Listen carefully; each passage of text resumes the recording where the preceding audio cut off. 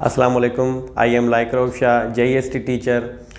दोस्तों, कुछ दिन पहले जब मैं ग्रामर सिखा रहा था क्लास में, तो मैं सिखा रहा था use of a and an. Grammar में ए एंड एन का इस्तेमाल सिखा रहा था। तो जब मैंने बच्चों से इस हवाले से पहले पूछा तो उन्होंने जो बताया वो गलत बताया, कॉन्सेप्ट उनका क्लियर नहीं था। तो जब मैंने उनको वो चीज़ सिखा दी, कॉन्सेप्ट उनका क्लियर किया, तो एक स्टूडेंट ने मुझे रिक्वेस्ट की कि सर आपका चैनल जो है उसका नाम है लोगों को नफ़ा पहुंचाओ। तो सर ये भी नफ़े वाली चीज़ है, अगर आप शेयर करेंगे तो और भी जो स्टूडेंट्स हैं वो मुस्तफ़ीद होंगे।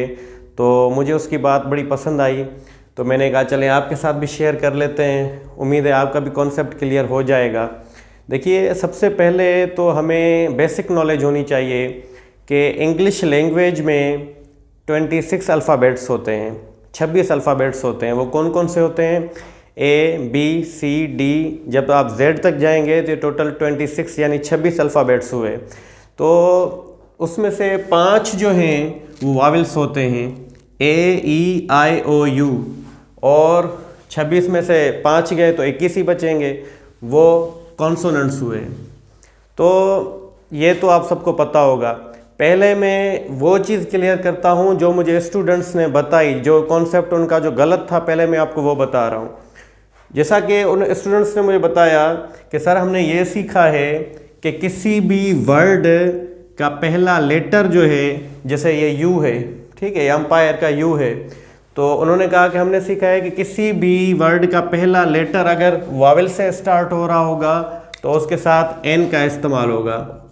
ठीक है जी, यहाँ तक मान लेते हैं, दुरुस्त है।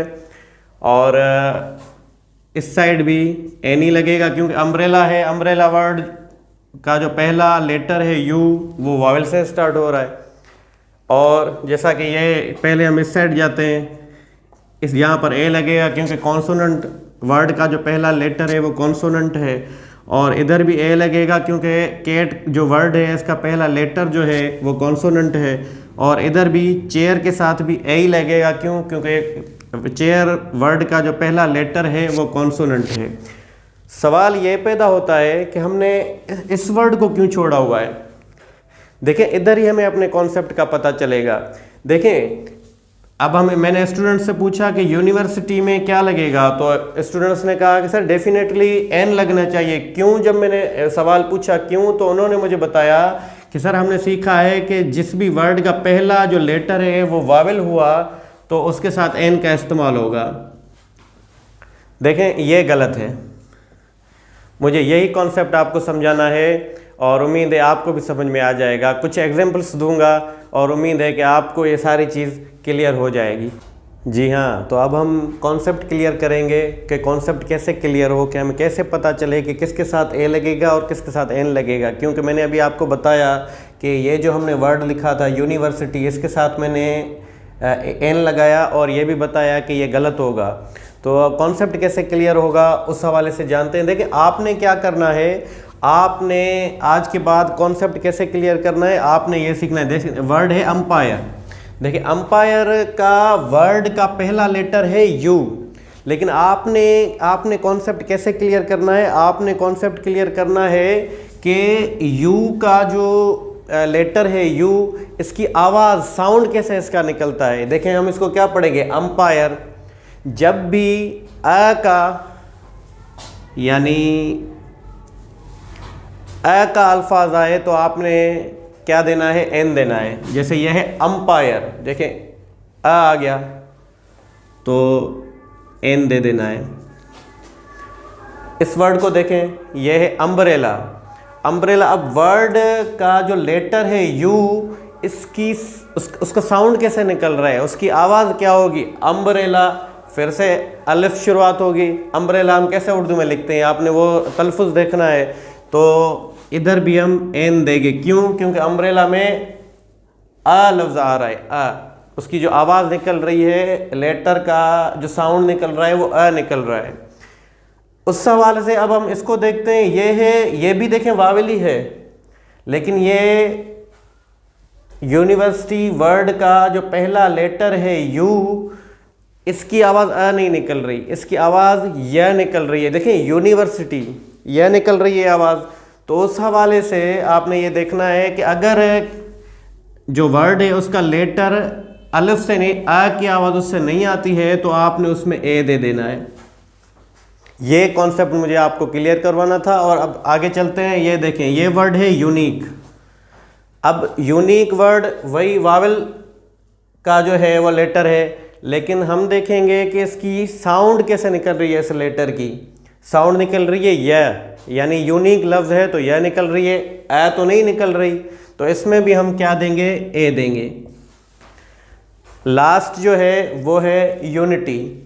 अब यूनिटी में वही वावल का पहला लेटर है, लेकिन हमें वावल के पहले लेटर को नहीं देखना, वावल के पहले लेटर के साउंड को चेक करना है, आवाज़ को देखना है। और आवाज़ यह की निकल रही है यूनिटी, तो हम इधर भी ए ही दे देंगे।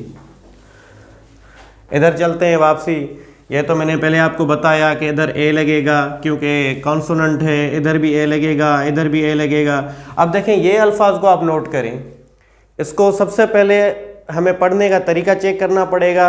इसको हम हौर नहीं पढ़ेंगे, इसको हम पढ़ेंगे आवर।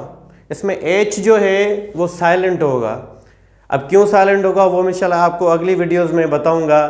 तो उस हवाले से जब हम इसको पढ़ेंगे आवर, तो लाजमी बात है कि ये भी अलिफ से ही शुरू होगा। मिसाल के तौर पर इसके सामने लिख देते हैं, देखिए अलिफ से शुरू हो रहा है। तो वैसे तो अगर देखा जाए, पहले जो हमने समझा हुआ था, जो पहले हमारे माइंड में जो कॉन्सेप्ट था वो ये था कि भाई ये एच तो कॉन्सोनेंट है, इसके साथ हम ए लगाते। लेकिन नहीं, जैसा कि अब हमारा कॉन्सेप्ट क्लियर हो गया है और हमने देखा कि हमने वर्ड के लेटर की साउंड को देखना है, वर्ड का जो पहला लेटर है उसकी आवाज़ को देखना है। और इसकी आवाज़ अलिफ से आ रही आवर, तो हम क्या करेंगे, इधर एन देंगे, एन आवर। और उसके बाद ये देखें, ये ग्रामर में बहुत से सेंटेंस में यूज़ होते हैं ये। तो अब ये है डैश ऑनेस्ट बॉय। अब इसमें भी एच साइलेंट है, तो हम इसको क्या पढ़ेंगे जी, ऑनेस्ट। ऑनेस्ट अगर हम प्रोनाउंसिएशन लिखें, तलफुज लिखें, तो अलिफ से ही शुरू होगा, ऑनेस्ट अलिफ से शुरू हो रहा है। तो अभी हम इधर भी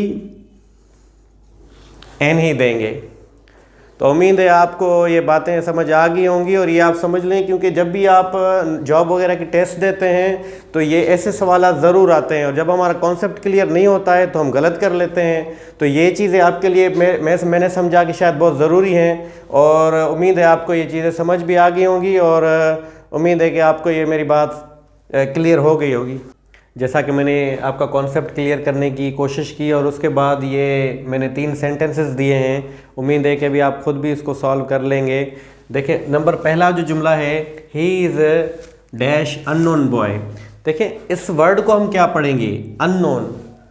अननोन, देखें मैंने अभी आपको बताया कि जो भी वर्ड है उसका पहला लेटर, उसकी आवाज़ हमें देखनी है। इसकी आवाज़ कैसे निकलती है, अननोन, यानी फिर अलिफ का आवाज़ आया, अननोन।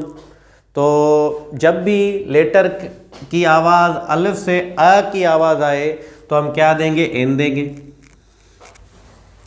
और दूसरा, my father is dash MBBS doctor. अब देखें, ये MBBS, एम क्या है, कॉन्सोनेंट है, लेकिन हमें क्या देखना है, वर्ड की जो लेटर है उसकी आवाज़ चेक करनी है। आवाज़, अब इसका एम कैसे लिखा जाता है, देखें मैं एम लिखता हूँ। वैसे मेरी उर्दू की राइटिंग कोई ख़ास अच्छी नहीं है, वैसे मैंने एम लिखा है। आप देखें कि एम में अलिफ आया है, MBBS। इसका मतलब यह है कि इसके साथ भी एन का ही यूज़ होगा, क्योंकि आ की आवाज़ आई। नंबर तीसरा, यू आर नाश डैश अगली गर्ल। अब देखें, अगली, इसका भी जो प्रोनाउंसिएशन है वो भी अलिफ से ही होगा। इसका मतलब यह है कि इसके साथ भी एन का यूज़ होगा। देखिए, आखिर में फिर मैं आपको एक क्लियर करवाता चलूँ, जिसकी भी आवाज़ अ या ए से आती है तो वो क्या है, उसके साथ एन लगेगा। और जिसकी आवाज़ भी अ के साथ नहीं आती, कॉन्सोनेंट मतलब की आवाज़ आती है, जो उसके लेटर की जो आवाज़ है वो कॉन्सोनेंट है, तो उसके साथ जो है ए का यूज़ होगा।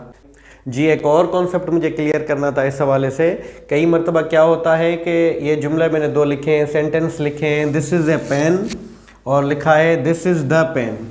अब दूसरा जुमला देखें, दिस इज़ द पेन, इसमें आ भी नहीं आया, एन भी नहीं आया, दिस इज़ द पेन। क्या ये जुमला करेक्ट है? जी हाँ, बिल्कुल ये जुमला करेक्ट है, दिस इज़ द पेन। अब सवाल ये पैदा होता है कि इसमें द का इस्तेमाल क्यों हुआ। देखें, उसके लिए मैं आपको एक मिसाल देता हूँ। देखें, ऊपर वाला जुमला पहले देखते हैं, दिस इज़ अ पेन। जैसा कि मैं लिख रहा हूँ इस पेन से, तो हम इसको कहेंगे दिस इज़ अ पेन। लेकिन ये जो जुमला है दिस इज़ द पेन, अब द क्यों यूज़ हुआ? इसके लिए मान लें कि ये मेरी पेन है, एक मेरी पेन ये थी जिसके मैंने कहा कि दिस इज़ अ पेन, और एक मेरी पेन ये है, ये इसके लिए मैं इस्तेमाल कर सकता हूँ दिस इज़ द पेन। अब इसके लिए मैं द इस्तेमाल क्यों करूँगा?